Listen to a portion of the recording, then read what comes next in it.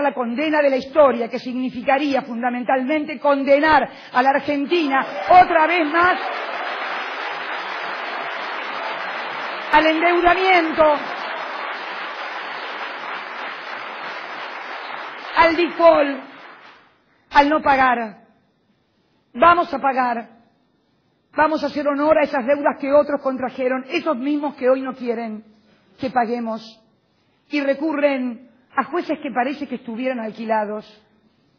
Me cuentan que la juez que hoy ordenó la medida cautelar es la pareja del juez Marinelli, el que actuó en la anterior contra el Fondo del Bicentenario. Y luego hablan de matrimonios presidenciales. Por Dios, por Dios. A esta Argentina que les está hablando hoy a ustedes, la votó el 46% de los argentinos para que durante 4 años gestione el Estado y lo administre. Al anterior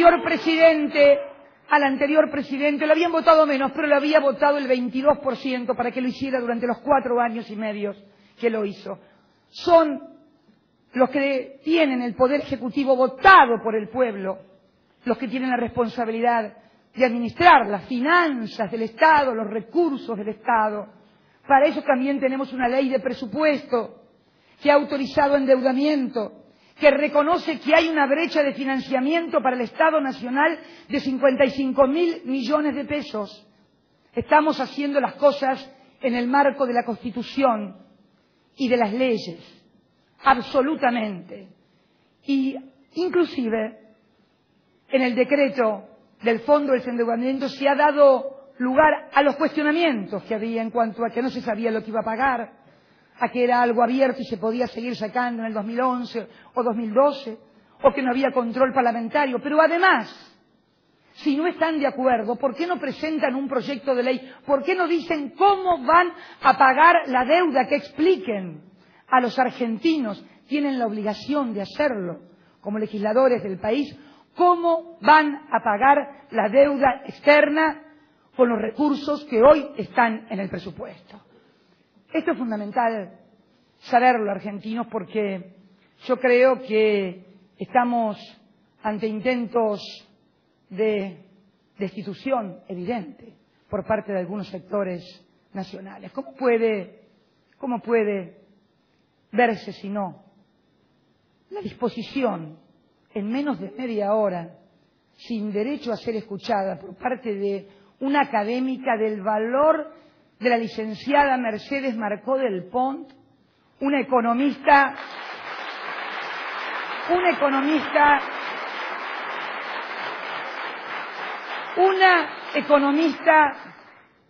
reconocida, con condiciones personales, académicas, políticas, profesionales, cómo se ha desempeñado al frente del Banco Nación. ¿Cómo pueden en media hora decidir que no puede ser presidenta del Banco Central, cuando todos saben que además la facultad de proponer a quien va a presidir el Banco Central es una atribución propia del presidente y que los controles de los acuerdos del Senado es en cuanto a la idoneidad, no a si estoy de acuerdo con tal o cual funcionario? Este es el rol que la Constitución asigna a los acuerdos. Pero además también, yo he sido senadora desde el año 1995 con un interregno de diputado. Nunca se vio tal avasallamiento de lo que le corresponde a cada sector político en el seno de las comisiones. Y pensar que nos trataban a nosotros de autoritarios y hegemónicos. Yo quiero que sepan que durante toda la gestión en que el Frente para la Victoria y el Partido Justicialista fueron mayoría en ambas cámaras, siempre se le respetó a la oposición los lugares que le correspondían. E inclusive, debo decir, que en el Senado en algunas oportunidades se le daban y reconocían mayores lugares que los que le correspondían a algunos sectores opositores por su propia proporcionalidad. Como verán, y esto dirigiéndome ya también a muchos amigos y compañeros. En realidad no eran las formas lo que le molestaba del gobierno, no eran los modales, porque nosotros, si éramos caracterizados por mucho periodismo de malos modales, ¿cómo pueden verse los modales de esta nueva mayoría que además es una mayoría, digámoslo, muy sui generis? Muy sui generis. Están los viejos rezagos de la Alianza, el Partido Socialista de Santa Fe, junto a sectores enfrentados en la provincia de Santa Fe. Están junto a quien dirigió durante 10 años la República Argentina en la década de los 90. Están junto al que declaró el default y que no quiere que sigamos sin pagar. Eso no se llama mayoría política. Eso se llama un rejunte político que solamente quiere obstruir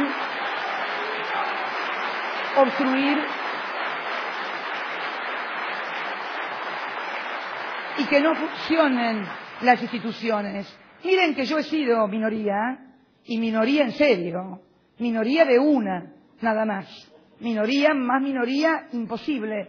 Y siempre he aceptado, por ejemplo, cuando no nos colocaban en ninguna comisión que pudiera ser importante porque sabían que era opositora, eran las reglas. Pero también sé que la República Argentina tiene un sistema presidencialista.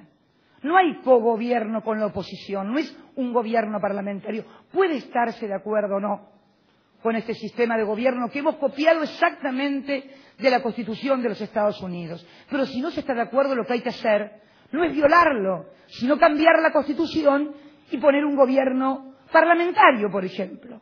Ahora bien, si tuviéramos un gobierno parlamentario, si pidiéramos una propuesta a esta oposición, ¿qué me dirían?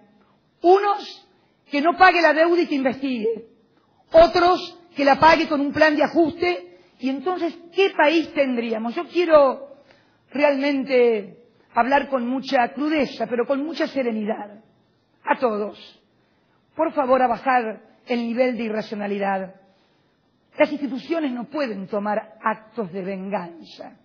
Lo de ayer contra Mercedes Marcó del Pont no fue un acto institucional, democrático y racional. Fue un acto de venganza de la más baja estofa que recuerdo haber visto en el Parlamento argentino.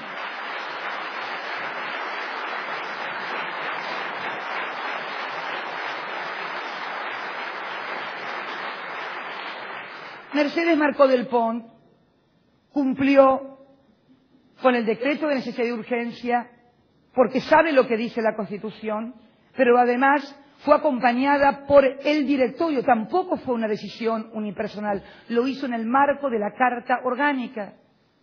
Entonces, ¿por qué se violan lo que establecen los reglamentos del Senado, los reglamentos de la propia Comisión de Acuerdos del Senado, lo que establece la propia Constitución?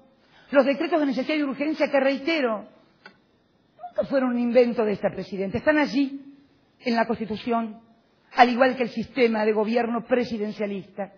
Y si no gusta, lo que hay que hacer es proponer una reforma constitucional, eliminar los decretos de necesidad y urgencia, prohibirlos e instalar otros sistemas de gobierno. Pero yo quiero decirles a todos ustedes, acá hay muchos productores, a los inversores, a los acreedores, a los empresarios que siguen invirtiendo en la Argentina y que lo van a seguir haciendo porque en el mundo actual Argentina es uno de los lugares más seguros para invertir,